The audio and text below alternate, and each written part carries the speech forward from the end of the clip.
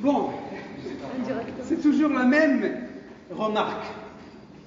Hein, la même remarque qui revient. Finalement, c'est quoi ce droit-là? On applique seulement aux faibles. La réponse, c'est que tout d'abord, le droit a été et reste toujours le fruit d'un rapport de force, ou le reflet d'un rapport de force, même au niveau national. Vous connaissez l'adage, ce sont les vainqueurs qui écrivent le droit, hein, et qui écrivent l'histoire. Ce sont les vainqueurs qui écrivent le droit et qui écrivent l'histoire. On ne peut pas échapper. On ne peut pas échapper au rapport de force.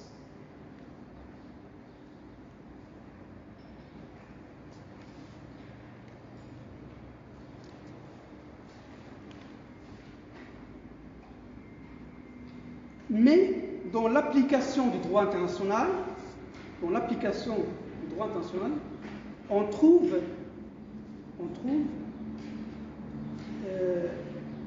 ces facteurs liés au rapport de force.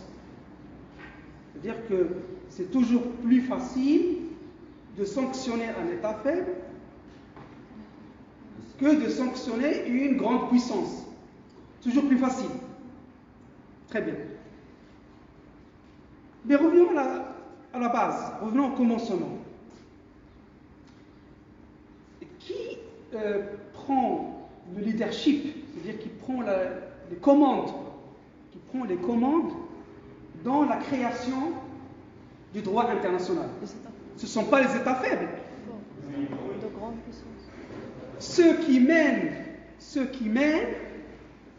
la construction du droit international, ce sont les États les plus forts. C'est pour cela qu'on a le marché. Donc, pourquoi ils font ça?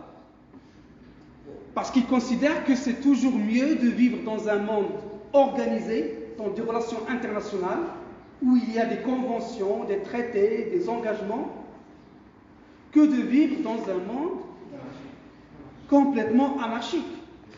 Côté, enfin, le raisonnement un peu idéaliste. Mais il y a un autre raisonnement aussi.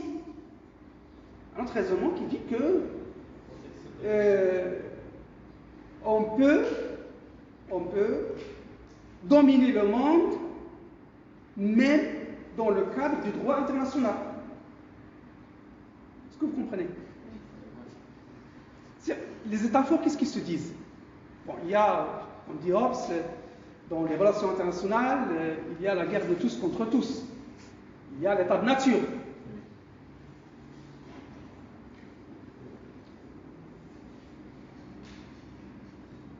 Les États qui sont les plus forts peuvent dominer de deux façons, soit par la force, donc c'est la guerre, c'est la domination brute. Ils peuvent le faire, mais ils peuvent aussi s'affronter mutuellement. Donc, avoir des affrontements, des guerres entre les États, entre les puissances internationales. Mais ils considèrent que c'est mieux, c'est plus efficace, et c'est plus légitime, et c'est plus soutenable, c'est-à-dire plus durable de dominer à travers le droit international. Donc, dominer à l'aide du droit international. L'aide du droit international. Bon, le droit international, c'est un droit consensuel. Donc, les États sont libres d'accepter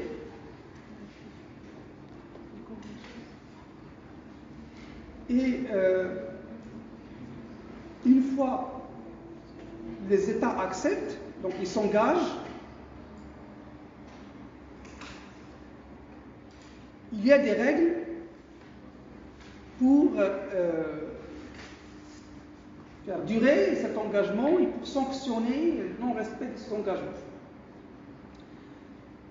Les États forts, les États les plus puissants, ils mènent la construction du droit international dans le sens qui est favorable à leurs intérêts, mais en même temps qui permet de réaliser la coopération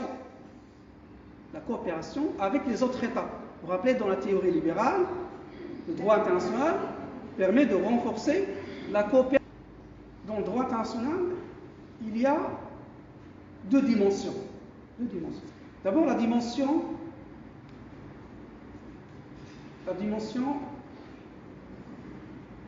que le droit international n'est qu'un symptôme des rapports de force. C'est-à-dire qu'il reflète, le droit international reflète les rapports de force. Ça, c'est vrai.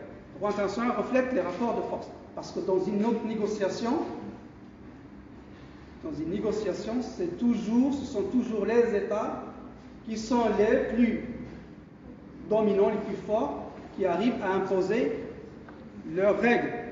Même si finalement c'est consensuel, mais il y a toujours ce rapport de force. Donc la dimension droit international reflète d'abord. Il y a la deuxième dimension. Le droit international est un facteur de coopération et de pacification. Facteur de coopération et de pacification des relations internationales.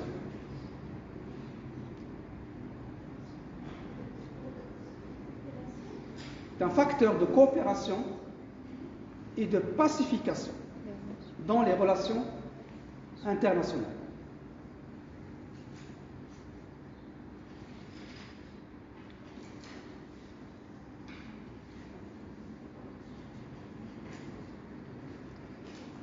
C'est-à-dire qu'il y a dans le droit international, il y a aussi bien la dimension réaliste, il y a des rapports de force, et il y a la dimension idéaliste, les idéaux. Parce que le droit international, c'est normatif, mais réel. Par exemple, on veut créer une société internationale où il y a des règles communes, où il y a la solidarité, où c'est pas la loi du plus fort.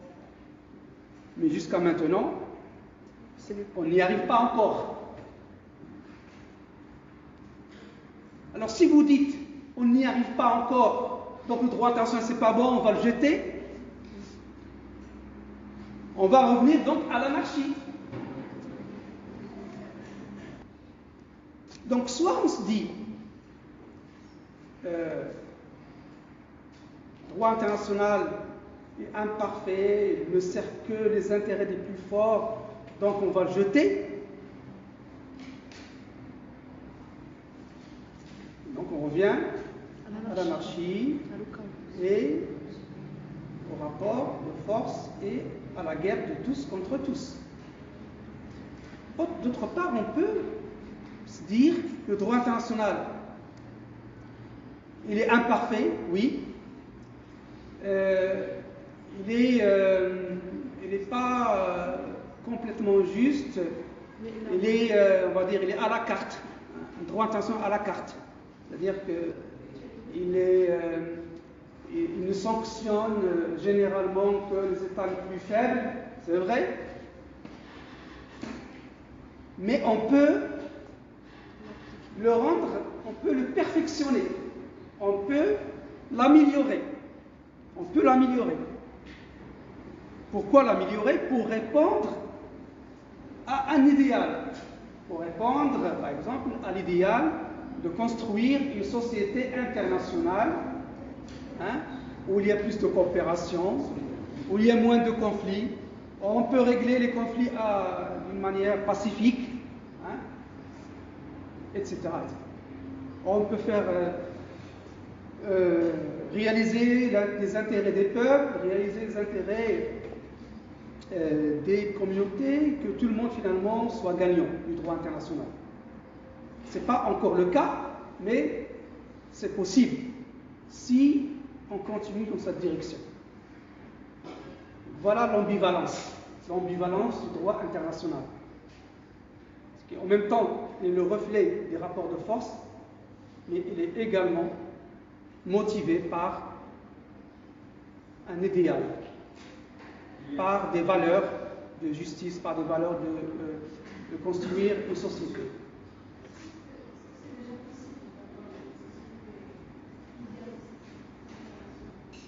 Non, pas au sens idéaliste, au sens mythique, non.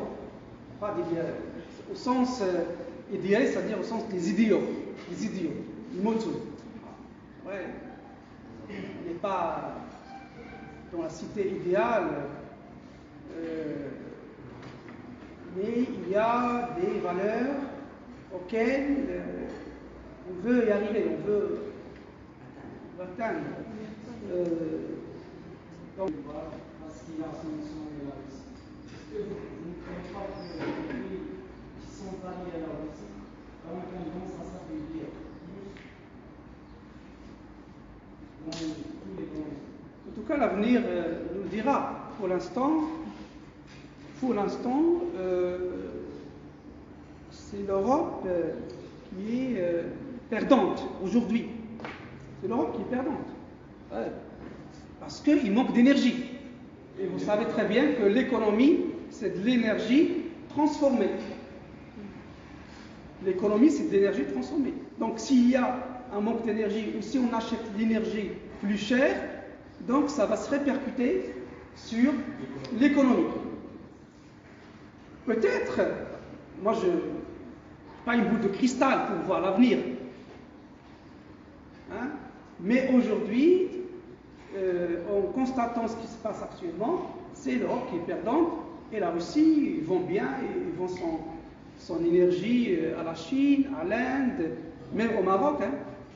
Il y a aujourd'hui de l'énergie qui arrive au Maroc de la Russie. Donc, ils vont même s'il y a des sanctions économiques, mais il y a beaucoup de pays qui ont choisi de ne pas appliquer ces sanctions.